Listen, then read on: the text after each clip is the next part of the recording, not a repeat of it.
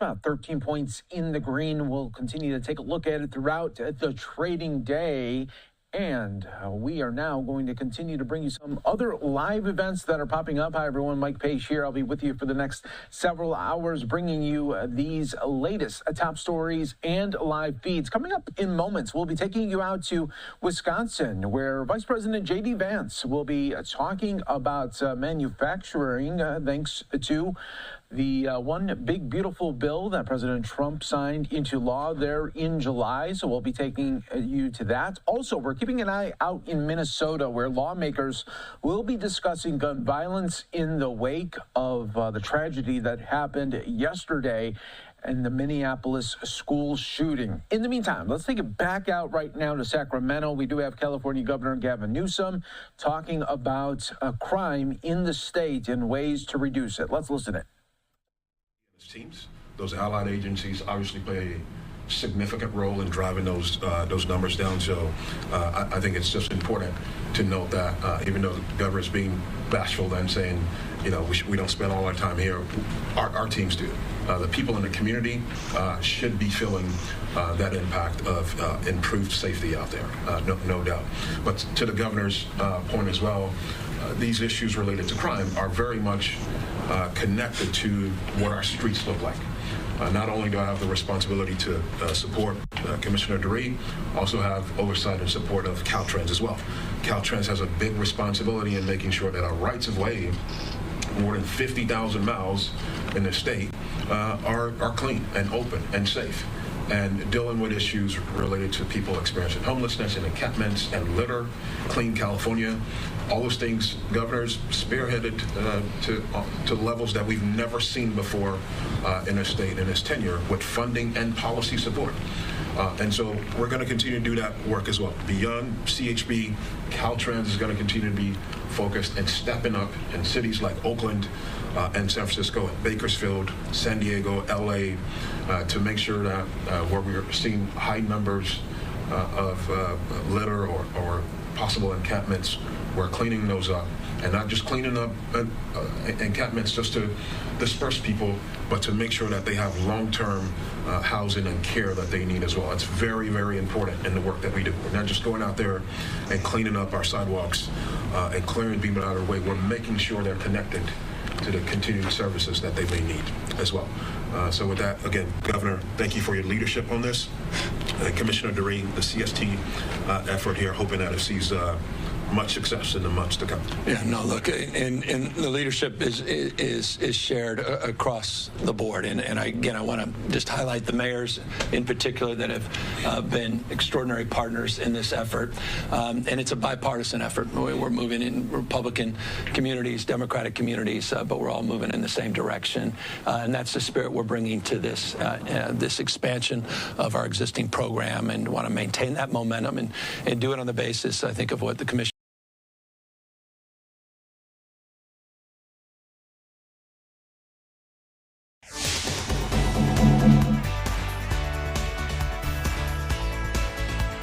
Florida Live starts now. Well, good afternoon to you and welcome into Florida Live. I'm Garrett Weimer, and thanks for joining us on this Thursday afternoon live on Fox Local and on YouTube. A lot going on today, and I want to let you know a couple of things that we are monitoring as well. This is a live look at the the Minnesota State Capitol, where a group of advocates and lawmakers are getting ready to hold a news conference honoring victims of the mass shooting yesterday, and also calling for some action, including a ban on assault weapons and high-capacity magazines. So we are monitoring that in Minnesota as the community continues to mourn the victims of yesterday's shooting. 2 children killed, 17 other people injured in that shooting. We heard from officials earlier today from the hospital in Minneapolis, giving an update that one child remains in critical condition, 1 child and 1 adult in serious condition still at the hospital. So that's what we know as we are now more than 24 hours after that tragedy in Minneapolis.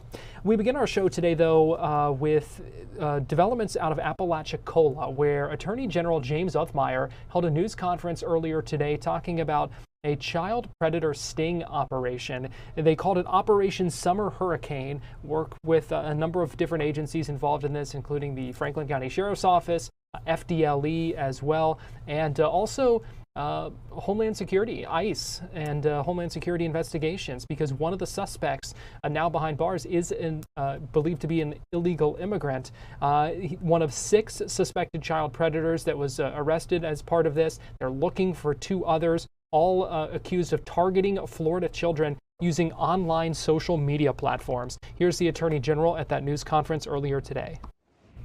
I've consistently said since I've been in office, protecting our kids is our #1 priority. And it's great to work with so many different law enforcement agencies working together to protect our kids. So here we've got 8 individuals being arrested, 6 are already in custody. And one of these individuals, I will point out, is an illegal alien that should not even be in the country. So you hear the left, you hear the media, try to spin this narrative that people are just here wanting to pursue a good living and an honest living. And then every time we do one of these stings, we end up pulling illegal aliens off the streets that are trying to molest and prey upon our kids. So no, it is not just people that are here wanting to, work hard and raise a family. There are people here that have illicit motives that want to hurt our children. So we are going to continue to enforce rule of law. We're going to continue to detain these individuals and get them back where they came from. It's an honor to work with our sheriffs. We got the best sheriffs in the country, hands down. They're protecting the counties every single day. I want to thank Commissioner Glass and the Florida Department of Law Enforcement. And I want to thank our investigators here. Looking at this harmful content, I mean, some of it is so grotesque you can't even speak of it. But they do the Lord's work. They put in the time. And ultimately, they save lives. I'd like to thank our prosecutors in our statewide office, as well as in the Second Circuit. The law enforcement guys can bring them in, but we're going to put them away, and we're going to put them away for as long as we can. So again, protecting our kids is our #1 mission. We're going to continue to do it. Since I've been in office, I think we're nearing 100 child predators that have been locked up. And we're going to keep going until we get absolutely every single one, or as many as we can. In Florida, this is zero tolerance. You go after our kids, we go after you. Right now, I have agents in another state trying to find one of these perpetrators to bring them back to justice. So, what does that mean for you? We're in a law and order state, if you haven't paid attention. From Governor DeSantis and the AG, the Attorney General, the CFO, and the Agricultural Commissioner all banding together to make sure this is a law and order state in our House and Senate, helping us to get laws to make this even more so of a law and order state, especially in this arena against child exploitation. The governor was able to sign into law additional laws that would help us to combat and fight this infestation within our community. You are very fortunate in this part of the state and the whole part of the state, the Florida Sheriff's Association and the 67 sheriffs that we have, and the chiefs of police in the Florida Police Chiefs Association band together on all this type of internet crimes against children. We are on one team, one fight in this state, and we will not tolerate it. And the Attorney General hears me say this all the time. This is just pure evil. You're dealing with people that are just pure evil. The stuff that happens and what they do, what they share of children that has been exploited is just unconscionable. I just can't even say anymore on that one. It's sick. So what we need as a community, we need you to also, if you see stuff like this, is to report it. To report it to your local law enforcement. You have one of the best sheriffs here. He's the saltwater sheriff for the state of Florida, which is A.J. Smith. He is the best. And Franklin County is doing so well in this area because he doesn't tolerate any of this. Dusty Arnold, the sheriff of Liberty County, the same there. They do not tolerate this in Liberty County. The other sheriffs there, Walt McNeil, Tommy Ford, were all part of this this operation, the Summer Hurricane. And I just want to say, and Chief Revel with TPD allowing us to utilize their folks in these chat ops to do that. And we cannot forget our federal partners. Our federal partners at Homeland Security Investigation has been amazing in this arena. This is their forte too.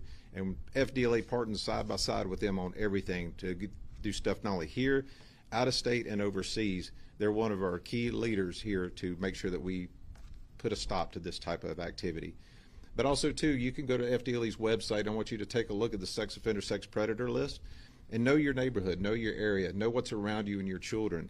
Take a look at that, and keep your community safe. But don't be afraid to say something. Call your sheriff's department, call FDLE, call HSI, call someone. We all work together. We spend time together, and we fight together. But these detectives and analysts do the Lord's work every day. The victims' advocates do the Lord's work every day, trying to help and place these children in the right places they need to be and take them away from these offenders. I'll say one more thing, and then what people are thinking. The internet is making it a lot easier for dangerous people to get access to our kids. So I'm trying to get a drumbeat going to wake up parents. If you don't know what your kids are doing on their cell phone, if you don't know what apps they're accessing, you need to go home and figure it out. I know when it gets to teenagers, you got a tough decision to decide, should your kid have this phone and unlimited access to the internet or not? I'm sure I'm grateful my daughter's 5 only, because she's already debating me and fighting with me, and she's so smart. I can only imagine what 12, 13 is going to look like. But here in Florida, we again have led. We passed a law that we're litigating through the courts to defend that does not allow young teenagers, young children, to access social media apps like Snapchat and TikTok and Facebook and others. They're too young, and we believe as a state that it's too dangerous out there and that they're not mature enough to be prepared for predators like these guys that we're talking about today who want to get access to them. When it comes to older teenagers, 14, 15, 16, with parental consent, you can get on and have access. But parents need to know. They need to know about the tools available to them to restrict certain access, to be able to track or monitor what their kids are doing. But just know, since we brought a lawsuit against Snapchat for violating our state law, for carelessly endangering our kids, exposing them to the harms, this app is a preferred app for sex predators because things disappear. I had never used it, but pictures and messages, they disappear after a short amount of time. So it's harder for law enforcement to track and monitor what's going on. So we filed the lawsuit. Since then, I think we've arrested several individuals for preying on kids in the worst circumstances, actually committing sexual abuse, and it all began through this app, Snapchat. So again, parents, grandparents, you are the first line of defense. You got to go home, get up to speed on what your kids are doing, get access to the tools. You can protect a dangerous situation from happening. We're going to take a break here on Florida Live, but we'll be right back.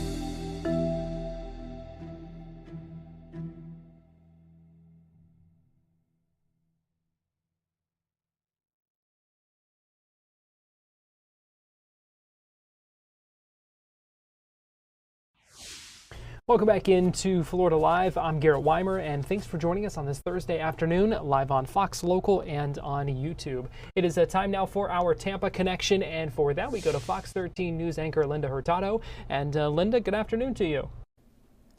Hi, Garrett. Great to join you guys. So this week we got pulled into a nationwide story here in the Tampa area, and today a church leader is actually expected in court. So this church leader is charged in a $50 million money laundering and forced labor scheme expected in a federal courtroom today. So they arrested 56-year-old Michelle Brannon during a raid in Hillsborough County's exclusive Avila neighborhood, which is what you're looking at right now. The Justice Department said Brannon, along with 53-year-old David Taylor, led the Kingdom of God Global Church. A 10-count indictment alleges that Taylor and Brannon ran call centers in Florida, Texas, Missouri, and Michigan to solicit donations to the church. Now, we don't know if they were actually happening here in Avila, but that is where one of the raid places took place. The pair allegedly forced workers at these call centers to be their personal servants for long hours without pay. Federal investigators say Taylor and Brannon controlled every aspect of the daily living of these victims who slept at the call center or in a ministry house and were not allowed to leave without permission. So the indictment also says that the suspects forced the victims to transport women to Taylor and ensure that those women took Plan B emergency contraceptives. Taylor and Brannon are accused of spending $50 million in donations to the church on things like luxury properties, again, like the one you're looking at, vehicles, and sporting equipment.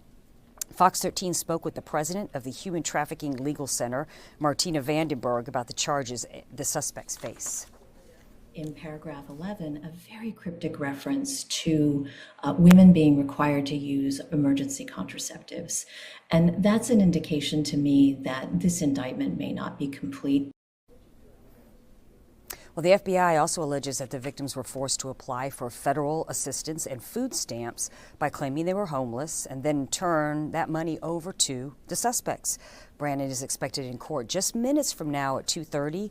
Prosecutors plan to argue that she's a danger to the community and a flight risk. And Garrett, I think there's just a whole lot more that we're going to learn about this story in the coming days. Very bizarre.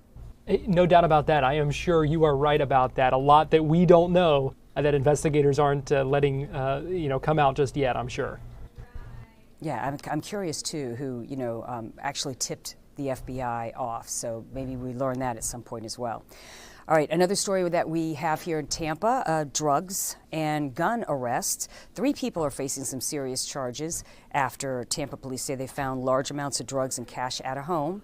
The Tampa Police Department says detectives served a search warrant Tuesday night at a home on Point Siena Avenue. Investigators say they found thousands of grams of drugs, including fentanyl, methamphetamine, and prescription pills. Officers also uncovered thousands of dollars in cash, 4 guns, and electronic devices used for fraudulent activity, including skimmers. Police arrested 26-year-old Tanya Ruiz, 31-year-old Eric Hallis, and 31-year-old Dimitri Roberts, who you're seeing here. All 3 suspects face felony drug charges. All right, I'm going to share with you some pretty wild video here, and unfortunately it led to a death in a boating accident. Yeah, with Labor Day weekend about to begin, a deadly boat crash in Pinellas County is spawning some safety warnings. Deputies tell us that 56-year-old Pal Pataki crashed into this small island near Bay Pines Bridge, War Venner Park on Wednesday. He was the only person on board, and he did die at the scene. And although deputies say the crash doesn't appear to be suspicious, it does serve as a reminder that Labor Day weekend is one of the busiest times of the year on Tampa Bay area waterways. Fox 13 spoke with Florida Maritime Attorney Brandon Volk, who says many boaters treat vessels like toys rather than vehicles. We see a huge spike in boating accidents on holidays like Labor Day. These are associated with higher boater activity and greater risk due to the overcrowded waters. There's more alcohol consumption and underprepared operators. Volk also points to Florida's lax licensing laws. Anyone born before 1988 doesn't need a license at all, and newer operators can be certified with a short online course. So officials are really urging boaters just to keep the speeds down, stay sober, and consider hiring a certified captain if you're new to this area and new to boating. So Ferg's, Garrett, have you ever been over to Ferg's over here in the St. Pete area? It's a pretty well-known bar. I've heard a lot about it. Haven't been there myself, but some big recognition for it. Absolutely. It's a hot spot, recognized by USA Today as ranking as a top local sports bar in the country. Yeah, Ferg's Sports Bar and Grill earned the #1 ranking on USA Today's latest 10 best list. Wow. The publication says its rankings were based on input from a panel of experts along with votes from readers. USA Today describes Ferg's as, quote, a juggernaut within the St. Pete drinking and dining scene. The blurb also highlights the sports bar's classic pub fare, along with more than 90 TVs for patrons to catch all the big sports shows. Ferg's has been open since 1992 when Mark Ferguson opened the original location in St. Pete's historic gas plant district. Since then, it's grown to include 11 separate areas for parties and events, while Ferg's backyard can host up to 3,000 people for concerts, pep rallies, and other large events. So Ferg's has long been a popular destination for fans attending Tampa Bay Rays games at Tropicana Field. And while the Rays are playing their home games in Tampa this season, the team hopes to return to the Trop in 2026 as the city works to finish repairs after Hurricane Milton caused serious damage last October. Yeah, I'd say Ferg's Sports Bar is one of those iconic places in the Tampa-St. Pete area that you have to visit at least once. And I must admit, I've visited more than that. Well, there's clearly something special about it for it to have such a hold on folks and to get that recognition. So that'll be next on my list next time I'm in the Bay Area. All right, Garrett. Fox 13 News anchor Linda Hurtado, we appreciate you joining us for our Tampa Connection. We're going to take a break, and we'll be right back.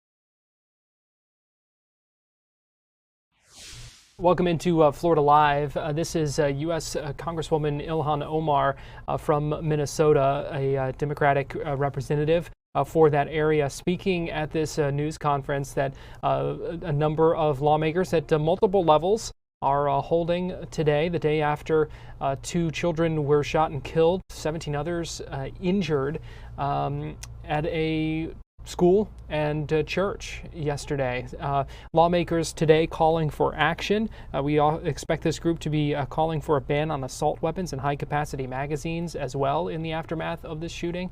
Let's go ahead and listen in for a couple of minutes here. Leah and the mayor mentioned the fact that these are weapons that are used in war. I know a little bit about that. At the age of 8, I survived war myself.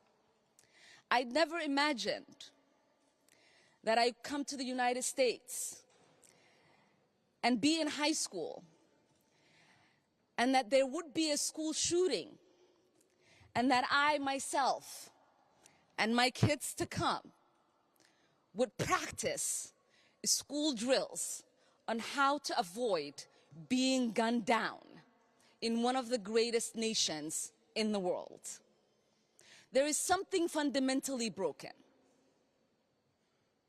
I know that in America we value life.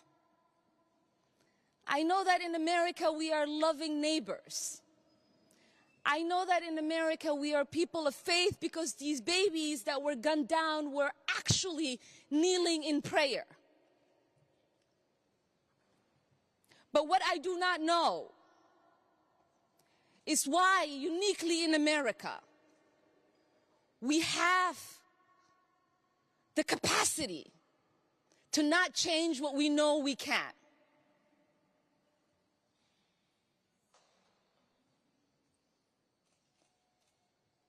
So that is what we must ask ourselves. This is not a big issue for us to solve, like curing cancer or AIDS, even though we attempt to do that every single day. This is something that is simple, a simple ban to make sure people who should not have access to these weapons do not get them, and then cause harm and trauma for generations to come in our communities. It is a simple ask. You don't have to be a Republican, you don't have to be a Democrat, you don't have to be political at all. You don't even have to be a parent, you don't have to love going to the movies or watching concerts. All you have to be is a human being who loves the ability to live in the liberty of knowing that no one has the capacity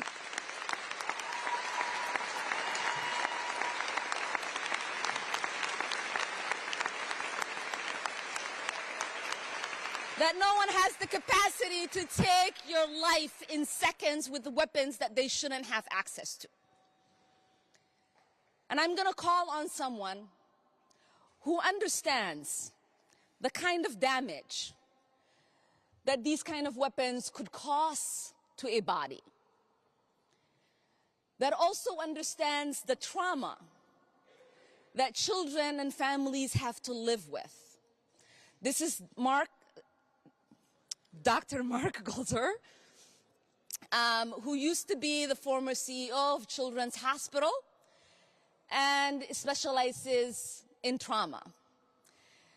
Because in this moment, if America has not woken up yet, they need to hear the real realities of what these damages look like in order for our hearts to continue to be softened and for our minds to start thinking about the solutions that we know are accessible to us.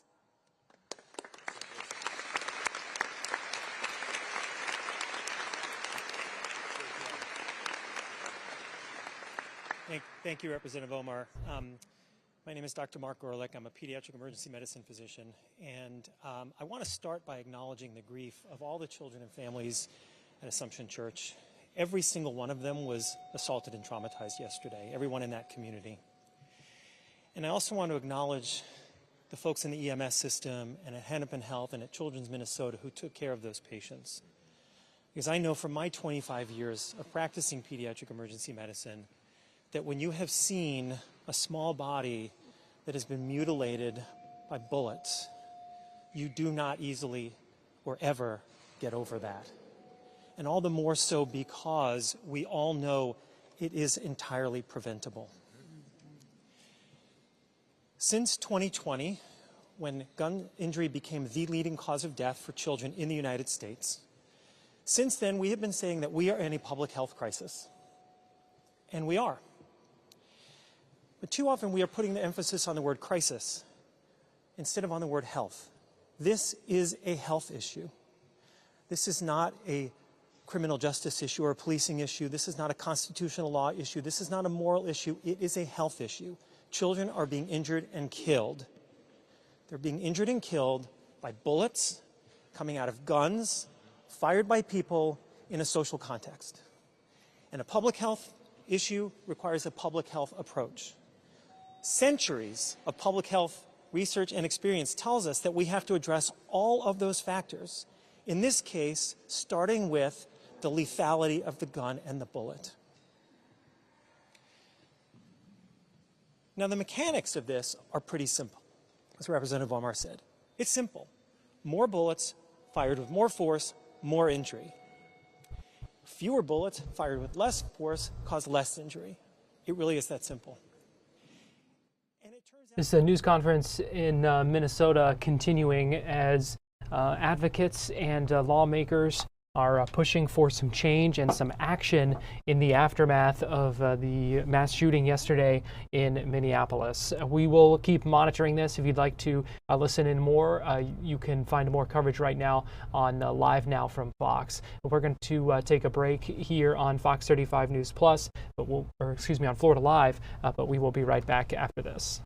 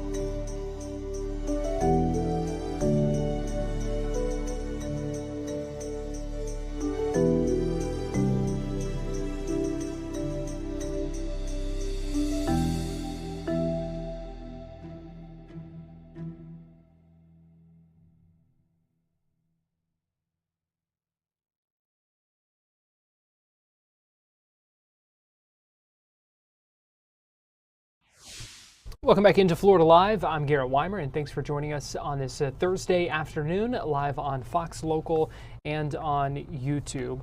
Today, the FEMA Review Council held a meeting in Oklahoma City, Oklahoma. Several others also joined virtually, including the co-chairs, Secretary of Defense Pete Hegseth, Secretary of Homeland Security Kristi Noem. They led this discussion for this council today. That we know this was a council that was established by President Trump to advise on the existing capabilities of FEMA and also recommend some changes.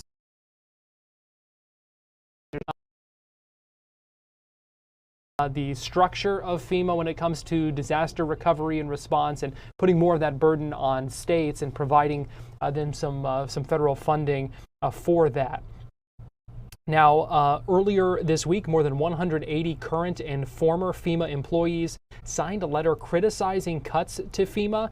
And we have since learned from multiple reports that some of those employees who signed that have then since then put on leave. What's that?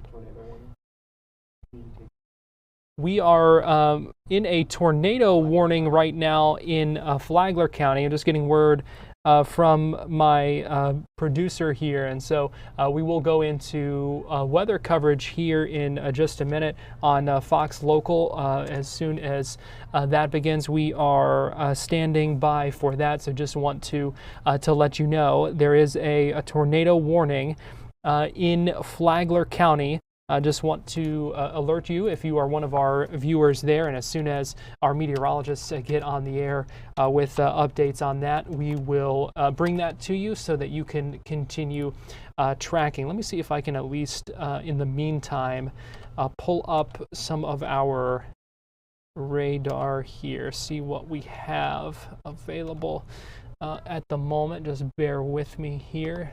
Here's our Fox 35 Storm Tracker radar. You can see that warned area that is flashing in red. Again, a tornado warning in Flagler County until 3 p.m. So that is another 28 minutes from now. So again, just want to let you know that we will be taking our meteorologists who will be going on the air any minute now as soon as they are up.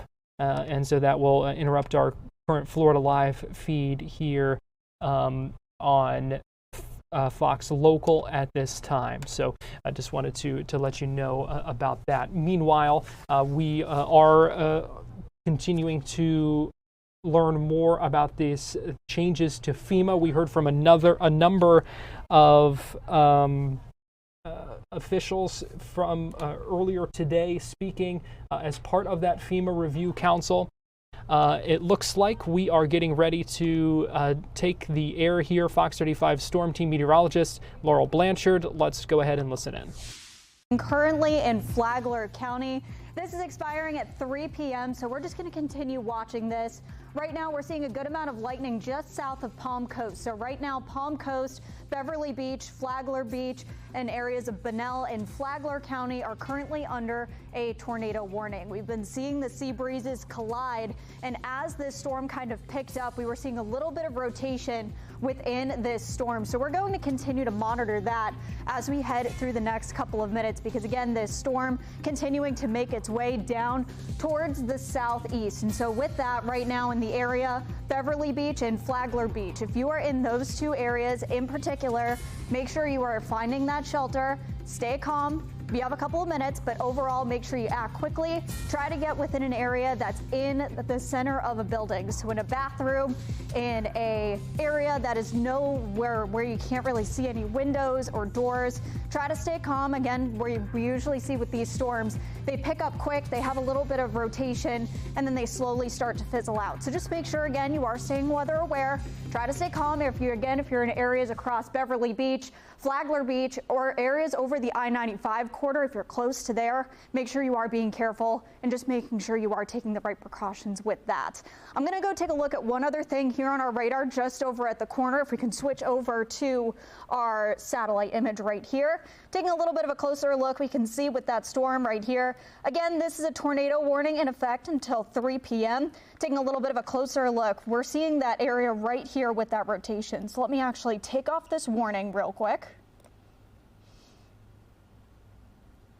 Shifting over to our storm relative velocity so we can absolutely see where this rotation is happening. So this looks like it's right along Route 1 right here. So taking a look right here, especially North State Street, we're taking a look over Rimfire Drive, Royal Palms Parkway, Rimfire Drive. We're also seeing areas across there. We can see that rotation starting to happen. So here's what I'm looking at right now. Taking a look, no lapse. I'm going to also take off our lightning so it's a little bit easier to see.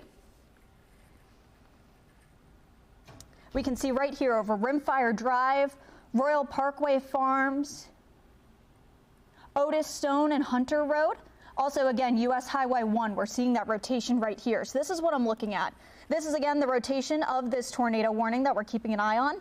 And this is from the Melbourne radar. So this is down to the south. We'll switch over to the Jacksonville radar in a second. So this is moving away from the radar, and this is towards the radar. So this is that rotation that we are absolutely keeping an eye on as we take a look out there right now. And then also switching back, I do want to take a look at our Jacksonville radar. So usually when we do have these storms, we take a look at the storm across a couple of angles. So that was the Melbourne radar. That was taking a look at it from the south. But overall, the Jacksonville radar is a little bit closer. So as we can see right here, and I'll step in front of the weather wall once again. Let me do a little bit of a doodle here first. We have this rotation going towards the radar, coming away from the radar, so right over Route 1. and US Highway 1. That is the rotation that we're seeing right there. So let me actually close in and find a couple of spots within that area. Okay, that is perfect right here. Headed back over towards the wall, folks. So as we do take a look over here, we can see with those areas, and especially when we're talking about those street corners, we're talking about Riviera Drive in Flagler County, areas across Richfield Lane, it looks like Rickenbacker Drive as well, and then also keeping a look on Rippling Brooks Drive. Well, that's where we're seeing that biggest rotation of what we have right here.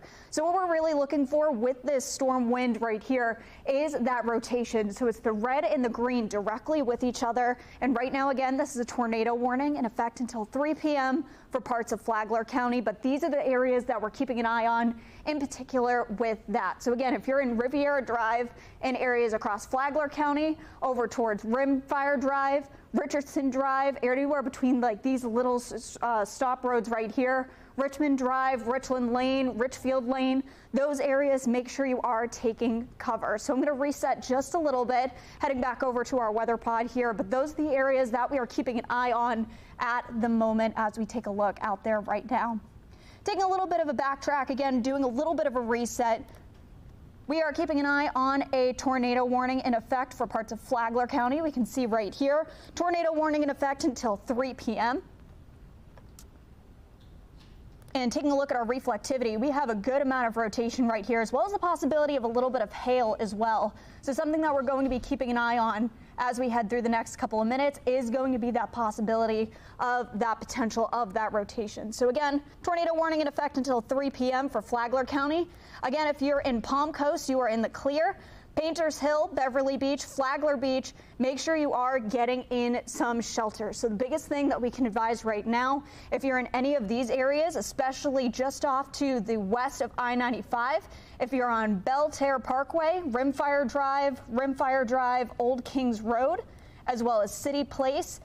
This is the area that we're watching in particular of that potential rotation. So just make sure, again, you are sticking with us, stay calm, but ultimately we are keeping an eye on this rotation within this storm right now. But again, if you're in Palm Coast, you're in the clear. If you're in Espanola, you're in the clear. Bunnell, stick with us.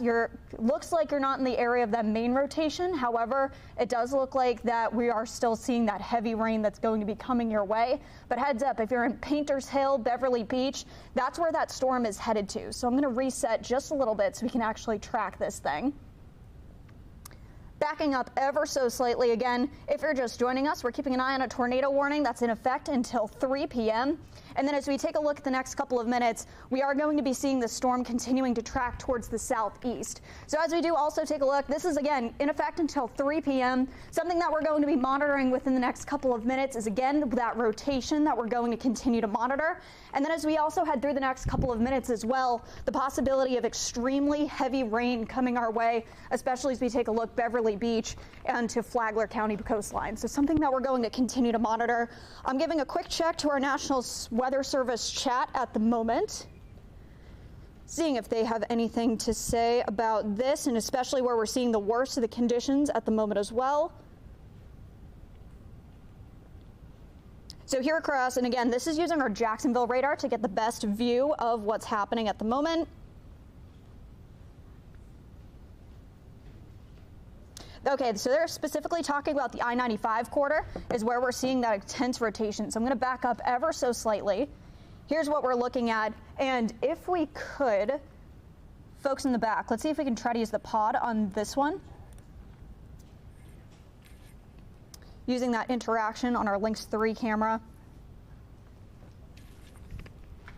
As we do take a look again, tornado warning in effect until 3 p.m., something that we're going to be watching ever so slightly through the next couple of minutes, because again, this storm is going to be moving down towards the southeast as we head through the next couple of minutes. So as we do take a look over here, we're going to continue to monitor this storm as we head through the next couple of minutes, because again, we're going to see the storm continuing to move towards the southeast. So Flagler Beach, definitely make sure you have a couple of minutes, but make sure you are finding that zone where you're inside as quick as possible. You want to be in an area that doesn't have any windows or any doors, no access to the outside. Try to find the innermost area of your home or your work building or your school, because the storm is going to continue to move down towards the southeast. It doesn't look like our interaction camera is working right now, so let's take this full again. Again, we're tracking a tornado warning in effect until 3 p.m. So let's do some active tracking with this storm. Setting off just in the past couple of minutes, again, this 15-minute span of when we were been tracking the storm, it's continuing to move down towards the southeast. So Beverly Beach, you're seeing a good amount of rain right now, and right along the I-95 corridor, this is exactly where we're seeing the storm pop up at the moment. So also taking a look, we can see on our traffic cameras right now a tornado warning in effect, and we're going to continue to see that heavy rain continuing to fall as we take a look out there right now. But again, doing active tracking on this storm right now using our Jacksonville radar. This is the radar that's closest to the storm. Looks like we're seeing a little bit of tightening, and one thing that I'm seeing right now is that storm continuing just to pick up in intensity just ever so slightly, because we're starting to see a little bit of a hook right here, which may start to see that rotation pick up a little bit more. So taking a look, Painters Hill right now is seeing a good amount of rain, but I do want to switch back over to our storm relative velocity, checking where the best of rotation is right now and what communities are going to be keeping an eye on ever so right at the moment. So as we take a look again right here, and let me stop this lapse at the right here.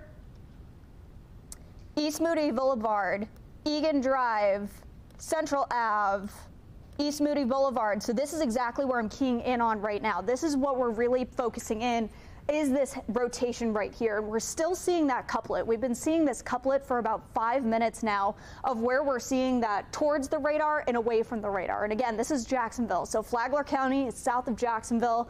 We have the rotation going up towards the radar, coming back down. So Egan Drive, Ryder Drive, Central Ave, Eric Drive, East Moody Boulevard. That's exactly where we're keying in on the rotation of this tornado right now. So something that we're going to be keeping an eye on as we head through the next couple of minutes, because again, if you're just joining us, we're keeping an eye on a tornado warning in effect until 3 p.m. for Flagler County beaches. And again, if you are in Bunnell, specifically East Moody Boulevard, Royal Palms Parkway, even City Place, as well as near the Flagler County Airport, this is where we're exactly seeing that rotation. So again, keeping an eye, especially East Moody Boulevard, Grand Reserve Boulevard, and even close to East Hampton Boulevard and Egan Drive. That's exactly where we're seeing that rotation and the possibility of a tornado at the moment. I do want to check in on the hail of this storm. We were possibly seeing a decent hail cord just a couple of minutes ago as well. So let's actually check out our severe products here. And it does look like we were seeing some hail on the board as well, and you can see just that heavy rain as we take a look at our traffic cameras, as we are really keeping an eye on things, seeing the possibility of hail. Espanola, just along US Highway 1, and where we were seeing that rotation about 2 minutes ago, Remfire Drive, even up towards Pine Lakes Parkway and Belterre Parkway, we were seeing that potential for hail as that storm was really starting to pick up.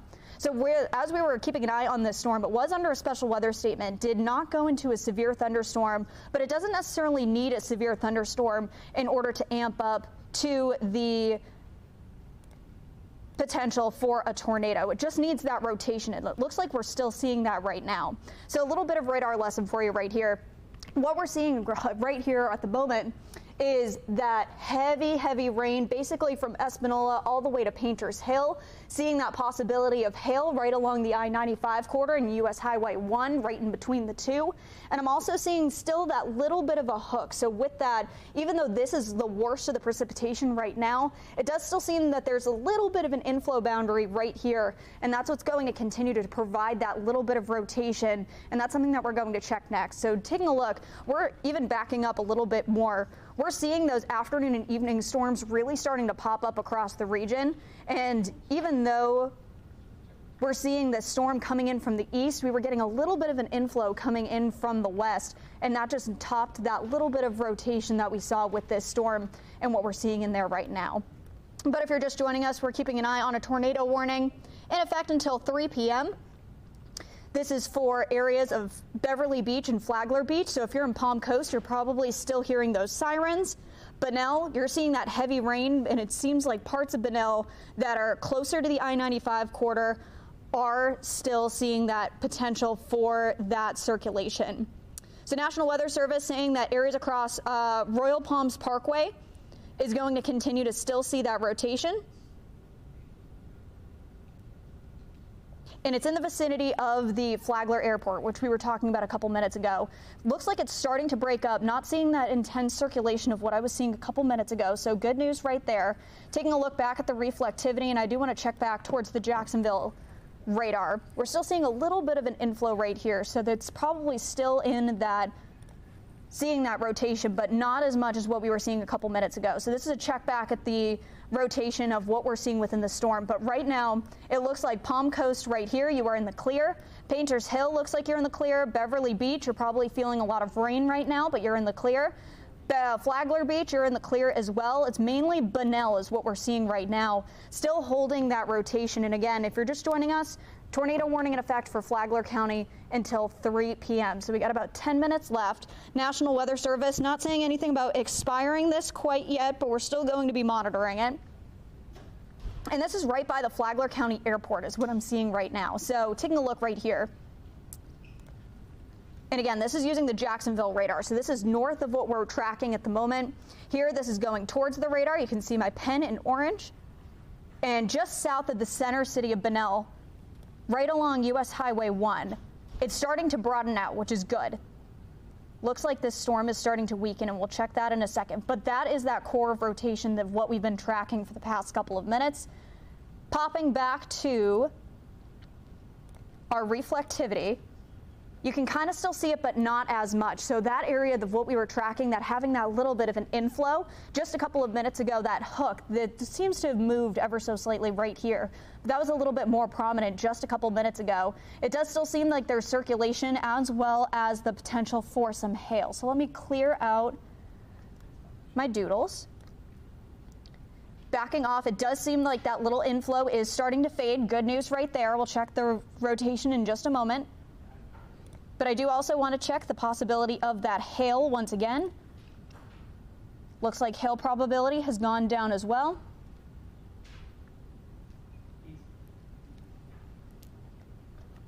And then also, again, we're checking the possibility of reflectivity just to check on that rain, but it does look like the potential for hail has gone down. Good news right there.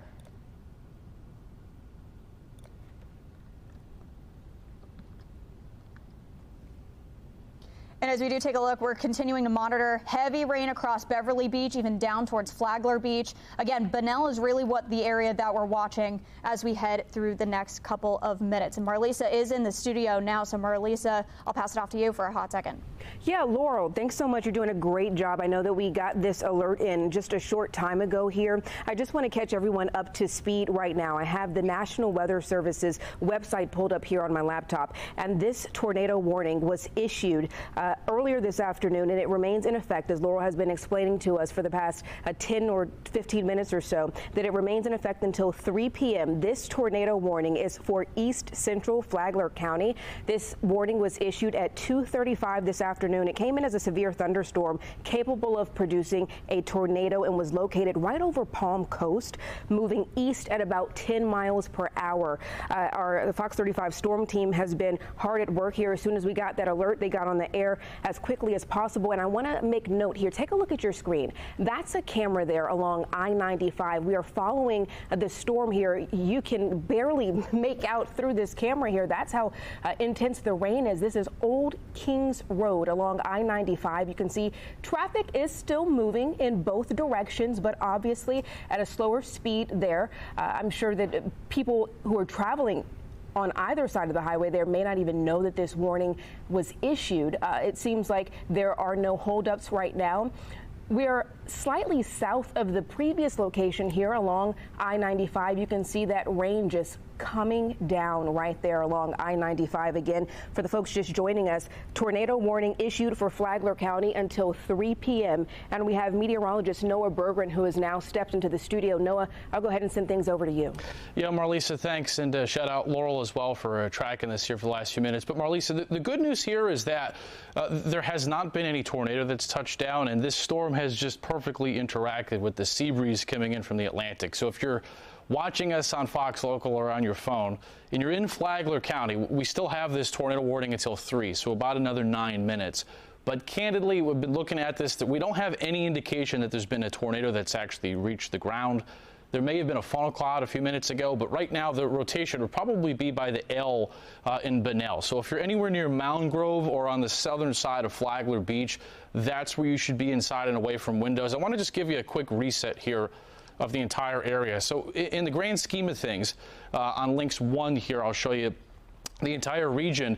Things are pretty quiet outside of this one storm in Flagler County. So if you're anywhere in southern Flagler Beach, want to keep an eye out for being away from windows. If we could switch this over to links 1 when you guys have a sec back there. So there's really nothing else across central Florida. So if you're watching us around Orlando or anywhere in Orange County, in Osceola County, there's nothing going on. There will be some storms later, but it's just this one thunderstorm up here in the grand scheme of things that has prompted this tornado warning. So let's zoom you back in, and remember, a tornado warning is issued when there's the potential for a tornado to form. If we had debris that touched down that was detected by radar, we would see that. So here's the warning inside the polygon till 3. The actual rotation has weakened considerably. I want to show this to you here over the last few minutes. So let me turn off this warning. Now remember, when you're looking at the colors, the green is wind towards the radar and the red is away. So what you're looking at here is from DuPont over towards the western side of Flagler Beach, a very broad area of spin. So if you're watching us in this area right now, you should be inside and away from windows, but the concern for a tornado is pretty low for right now at 2:53. This is a very broad area of spin. The way that we can estimate the wind rotation here is to take the wind that's blowing away from the radar and the wind that's blowing towards and add them together. So the wind blowing away from the radar is about 30 miles an hour and the wind blowing towards the radar is 20. So the net rotation here is 50.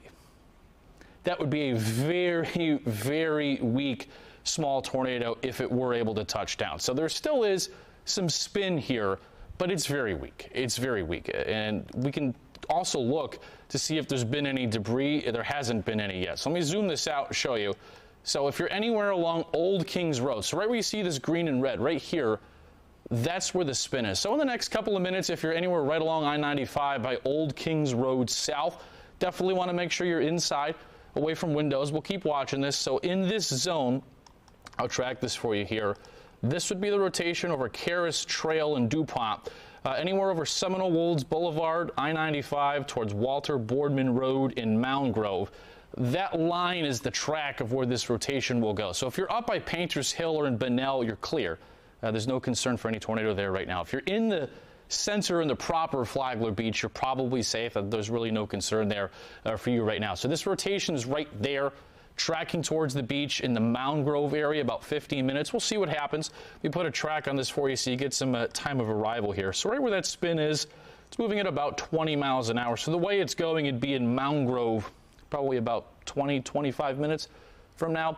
But notice we just got a new scan in on the radar. Remember, we get a scan of the radar about every 3 minutes, and that rotation has really weakened quite a bit here over the last few minutes. We'll show you a camera now from I-95 in that area, and you can see that there is a lot of heavy rain right now on I-95. Now, this camera is pointed towards the northwest, and you can see the reduced visibility there in Flagler County. So to repeat, if you're just joining us, meteorologist Laurel Blanchard and Noah Berggren here. The good news to report is we don't have any confirmation yet that a tornado has touched down. This warning is going to expire here in about 5 minutes. So on the left, you can see 95. On the right, you can see the radar from Flagler County. So if you're anywhere else outside of Flagler Beach, things are calm and quiet. There's some storms popping up on the Space Coast. There will be a lot more storms later today, probably between about 5 and 8. We've got the UCF game tonight. I do think there'll be some storm impact to that, maybe a lightning delay. But in the grand scheme of things, outside of Flagler County, we're good. This is not going to turn into a epic severe weather outbreak this afternoon, so we're good there. But for at least the next 5 minutes, we'll keep watching this area in Palm Coast. I want to take you back on the radar here a few minutes. So this live image is 255. Let me take you back. Here's the velocity. We'll go back about 30 minutes, and I want to bring you back in time and show you. Yeah, maybe, I mean, it never really was that strong. The strongest the rotation was probably about 2:42 p.m. right there. So the brighter the colors, the stronger the wind is. Maybe right there could have been something. Now, the way we confirm a tornado, we don't actually have to have eyes on the ground. Doppler radar technology has come a long way in the last 20 years in the U.S. We don't need a person on the ground to confirm if there was a tornado or not. We could look at what's called the debris product to tell us if there actually was a tornado that touched down. And I'll scrub this back and forth. We would see a whole area of yellow if there was debris that touched down. So this is at 2:35, and notice this is 2:35 and all the way to now, there's nothing. So the good news is that there has been rotation, but we don't have any indication that anything has reached the ground, and I would have a full expectation that this storm is going to get dropped from this tornado warning in about 3 minutes. It's now 2:57. So again, if you're in Palm Coast, Beverly Beach, there's no concern. The polygon is big. Remember, tornadoes are small. Polygons are big. We warn areas outside of the tornado to alert people of a tornado in your vicinity. So if you're watching us in Beverly Beach, Flagler Beach, Palm Coast, over towards Bunnell, there's no threat. The threat of a tornado is over. So you're good there in the center of Beverly Beach up to Palm Coast, in Flagler Beach, Bunnell, and then back up towards 5 and I-95 into St. Johns County. But if you're in the DuPont area, we'll keep an eye on this. I mean, there is some rotation right now, but to be candid, it's not that significant. And the good news is not seeing anything of concern right now. So we still have this warning till 3 o'clock, and Laurel Blanchard's been here tracking this, so shout out to her, keeping you safe here on Fox 35. And Laurel, this storm is a prime example of something riding the sea breeze. The sea breeze coming in from the Atlantic. We'll keep an eye on this definitely over the next maybe half hour, 45 minutes till this storm gets over the water. Yeah, no, and as you said, it's pretty quiet everywhere else, but it just shows that if those sea breezes collide, it can just provide that little bit of rotation in order to pick up. We are getting a good amount of reports from the National Weather Service of what we're seeing. For the main thing that has been reported is that hail, and especially just north of Bunnell, right along U.S. Highway 1, is where we were seeing those main reports of hail, and some of them coming up to about 3/4 of an inch of hail. So that's something that we were going to be watching very closely. So here was that hail probability. I'm going to close in real quick. We can see right here on our touchscreen, just north of Bunnell, in areas where we were originally seeing that rotation, when this first bit of rotation for the potential of a tornado was officially called on right around 15 minutes ago. And as of right now, this tornado warning is set to expire at 3 p.m. There has not been any updates. However, still a couple of strong thunderstorms out there. But we are right now just monitoring the potential for what was a good amount of hail. It doesn't look like there's any happening right now, but it was about 3/4 of an inch of hail. And right now we're just seeing the possibility of where we were seeing that original bit of rotation right across Rimfire Drive, Royal Palms Parkway, and right along U.S. State 1 of what we were seeing with North State Street. That's what we were keeping an eye on with the possibility of that hail. And again, still keeping an eye on this strong thunderstorm. So even though the tornado warning is set to expire within the next minute or so, it is still going to be called in as a special weather statement as we head through the next couple of minutes. Noah, we'll toss it back to you. Yeah, Laurel, first of all, this is an example, like you said, that storm riding along the sea breeze, and it looks like this warning is going to expire here coming up in about a minute. I just checked with the Weather Service in Jacksonville, who'd be the friends issuing the warning for Flagler County. We haven't had anything confirmed. The good news there, and this is an example in Florida, we get tornado warnings on the sea breezes, the Atlantic sea breeze, the Gulf sea breeze, and if a storm forms right on that, we can get a thunderstorm to rotate. We'll keep an eye on these other storms down here on the Space Coast. None of these here right now in Brevard County are showing any signs of rotation. That's good news for right now. So it's currently 3 o'clock, and as far as I can tell, the tornado warning in Flagler County is going to be allowed to expire. So that's some good news here. Now, there you go. You see it's expired. So let's bring into the velocity data one more time. Now, I want to make this clear, storms that are rotating, they take a while to stop rotating. So while it's now 3 o'clock and 40 seconds past the top of the hour. We don't have a tornado warning. We're going to send you back to programming here in a hot second. We'll keep an eye on this. Laurel's here. I'm going to be here for a little bit. It's still possible that the rotation here coming out of DuPont towards Mountain Grove strengthens again. We could get another tornado warning. We'll keep an eye on that. So for about 15 to 30 minutes, if you're in Mountain Grove, south of Flagler Beach, we'll keep an eye on it. But the good news, no tornado report so far. The warning has been allowed to expire. We do expect more storms later. We'll show you those coming up on the News Edge at 5 and 6, and updates, of course, anytime on Fox Local and fox35orlando.com. So for right now, for the whole storm team, we'll send you back to regular programming. Stay safe and track That was Fox 35 Storm Team meteorologist Noah Berggren wrapping up coverage there, where the Fox 35 Storm Team for about half an hour was tracking that tornado warning in Flagler County. If you are still with us here on Fox 35 News Plus, we do appreciate you joining us this afternoon, and as we track those potential for some storms. We do want to go ahead and get you now live to La Crosse, Wisconsin, where Vice President J.D. Vance is speaking live now. We're also standing by for an update from Minneapolis police as well, giving an updated briefing on the shooting investigation from yesterday. So let's go ahead and listen in live as the Vice President speaks in Wisconsin. Working people who live there, but let's be honest, Milwaukee has had some crime problems. So have other parts of our community. Chicago, I know we're not too far from Chicago. Chicago's had a lot of crime problems. Why is it that you have mayors and governors who are angrier about Donald Trump offering to help them than they are about the fact that their own residents are being carjacked and murdered in the streets? It doesn't make an ounce of sense. And the last...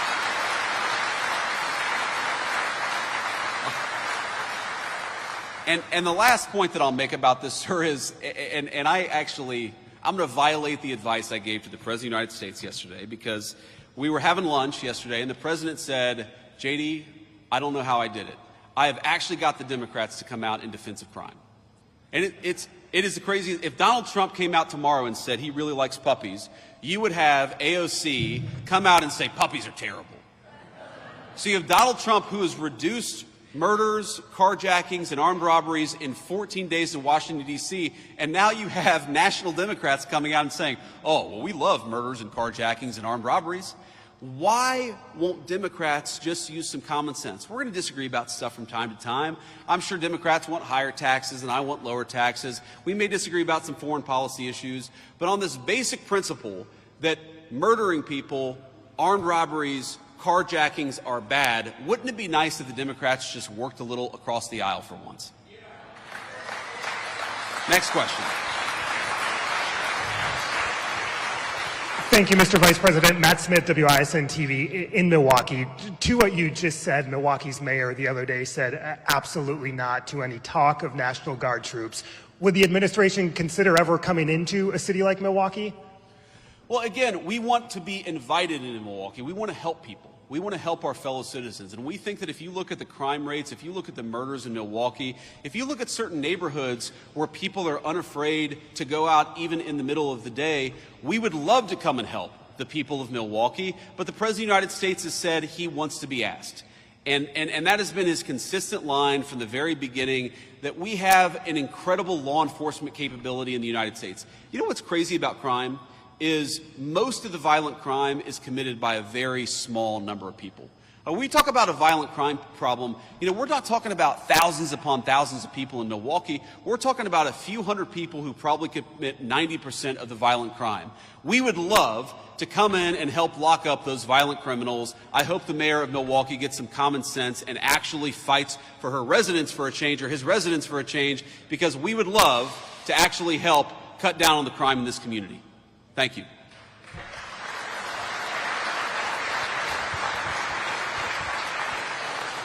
Good afternoon, Anthony DeBruzzi, Spectrum News, Wisconsin. Sticking with Milwaukee, but a little different. Yesterday, Governor Tony Evers requested a disaster declaration from President Trump after the historic flooding that we've seen in the Milwaukee area. So can Wisconsinites count on the administration for financial help through this?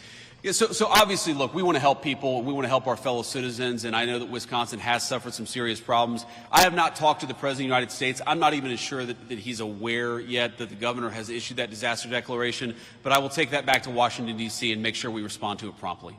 Thank you, sir.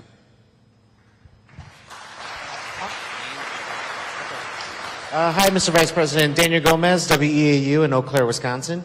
So I see that you've been touring around the country, visiting congressional battleground districts. No different here. Wisconsin's third. You're here also garnering up some support for Derek Van Orden. So my question here is, can we expect you again next year when we actually get to the midterm elections? And will you also address other issues in Wisconsin's third district, which include agriculture, childcare, healthcare, and all these other things that impact rural, hardworking, working class Wisconsinites here? Of course. Well, do you all want to have me back next year? Is that okay? All right. Look, so long as the people of the 3rd District will have me, yes, I will keep on coming back and keep on talking about the issues that matter. You asked about agriculture, I think rural health care, and also child care. Look, if you look at the working families tax cut, there's a lot there for agriculture. There's a lot. For example, if you buy a new tractor, you buy a new piece of farm equipment, wouldn't it be nice if you were rewarded in the tax code instead of penalized in the tax code? Well, now, thanks to the working families tax cut, you are going to be rewarded, which is why the farmers were really big and supportive and behind the legislation. We had such great support from our farming community in Wisconsin and all over the country for this legislation, I think in part because it does a lot for our farmers. You asked about health care. Look, rural health care in this country is in bad shape. It was left in bad shape by the previous administration, and this legislation, the Working Families Tax Cut, has got tens of billions of dollars to shore up our rural health care system. It is so unusual to hear Democrats say this is going to be bad for health care when we're spending billions of dollars to try to fix some of the rural health care problems in our country. And by the way, in Wisconsin, we do want to get you, though, live to Minneapolis, where the police chief there, Brian O'Hara, is giving an update on the shooting investigation. All of our law enforcement partners, first responders, and many children, members of the school staff, and parishioners of Annunciation Catholic Church all showed incredible courage yesterday in the face of unspeakable horror. As the investigation continues, we will continue working alongside our county, state, and federal law enforcement partners as we continue to be critical as we piece together exactly what happened. At this time, we have identified a total of 20 victims that had injuries resulting from gunfire, including the 8- and 10-year-old who were killed yesterday. 15 of the injured are children between the ages of 6 and 15. 3 of those injured are adults in their 80s. Those who remain hospitalized need all of our support as we continue to pray for a speedy recovery for all of our victims. During the processing of the scene at Annunciation Church yesterday, 3 shotgun shells were recovered, along with approximately 116 rifle rounds. 1 live round was recovered from a handgun that appears to have malfunctioned as the shooter attempted to use it and became stuck in the chamber. There were 4 search warrants that were executed yesterday. 1 at the church, the others were executed at residences believed to be associated with the shooter. One of those residences was in the city of Minneapolis, a second one was in Richfield, and a third one was in St. Louis Park, which are both bordering municipalities. Additional evidence was recovered as a result of these warrants. Literally hundreds of pieces of evidence have been recovered thus far, which include electronic devices that will be further searched and processed. It now becomes our job collectively with all of law enforcement to process that evidence. And so this investigation will continue, and we will follow all of the evidence to its logical conclusion. I am aware, however, that this may not ultimately provide the answers that our public is looking for. When something terrible happens, the public expects law enforcement to provide some explanation for what happened. But the reality is, this is an unthinkable, completely senseless act. Violence perpetrated against children worshiping at Mass. And no investigation, no evidence will ever be able to make sense of such an unthinkable tragedy. That being said, we will do our best to determine and identify a specific motive. What we have seen so far is this is an individual who, unfortunately, like so many other mass shooters that we have seen in this country too often and around the world, had some deranged fascination with previous mass shootings and very disturbing writings that demonstrate hatred towards many different individuals and different groups of people. And he fantasized about the plans of other mass shooters. Unfortunately, again, this has become all too common in our society.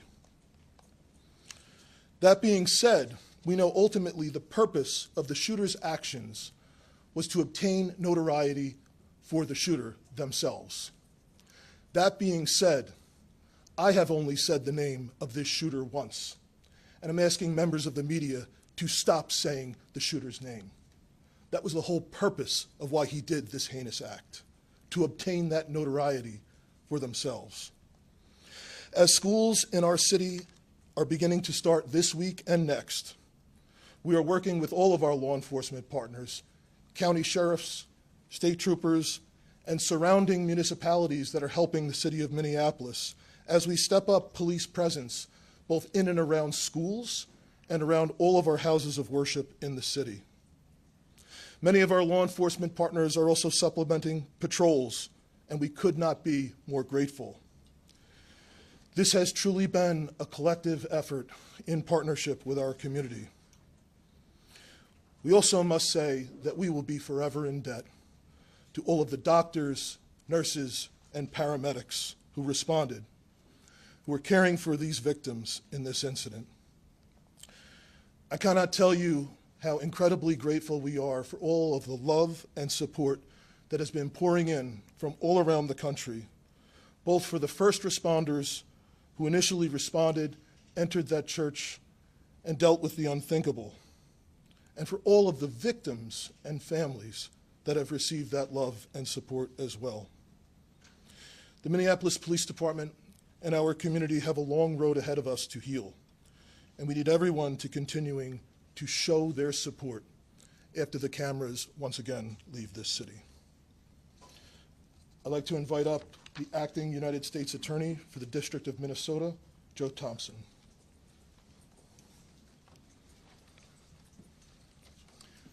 Good afternoon. My name is Joe Thompson. I'm the Acting United States Attorney for the District of Minnesota. Yesterday, Minnesota was attacked.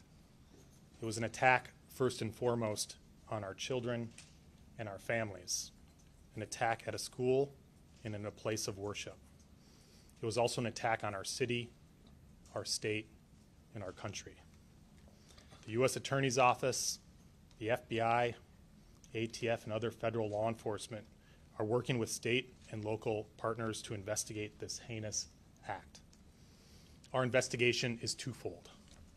First, we are seeking to confirm what we believe to be true, which is that the shooter acted alone and that no one else was involved, that the threat died with the shooter yesterday. We believe that to be true, but we'll leave no stone unturned to ensure the safety of our community. Second, we are investigating the motive, why and how this happened. The shooter left behind hundreds of pages of writings that describe the shooter's plan, writings that describe the shooter's mental state, and more than anything, writings that describe the shooter's hate, pure, indiscriminate hate. The shooter expressed hate towards almost every group imaginable. The shooter expressed hate towards black people. The shooter expressed hate towards Mexican people. The shooter expressed hate towards Christian people.